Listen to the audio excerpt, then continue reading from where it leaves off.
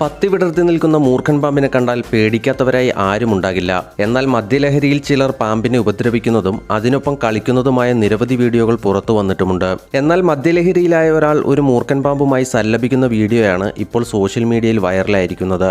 മദ്യലഹരിയിലായ യുവാവ് റോഡ് സൈഡിലെ മരച്ചുവട്ടിലിരുന്ന് കയ്യിൽ ബാക്കിയുണ്ടായിരുന്ന മദ്യം കൂടി അടിക്കുന്നതിനിടെയാണ് യുവാവിനടുത്തേക്ക് ഒരു മൂർഖൻ പാമ്പ് എത്തുന്നത്. പാമ്പിനെ കണ്ട യുവാവ് ഭയക്കുന്നതിനു പകരം ഉള്ളിലെ മദ്യലഹരിയിൽ അതിനെ താലോലിക്കാൻ ശ്രമിക്കുന്നു. തന്റെ കൈ മൂർഖന്റെ പത്തിക്ക് മുന്നിലൂടെ 3-4 തവണ ചുറ്റിക്കുന്ന ഇയാൾ പിന്നീട് അവിടെ കൂടി നിന്നവരോട് അത് കടിക്കില്ലെന്നോ മറ്റോ പറയുന്നതും വീഡിയോയിൽ കാണാം.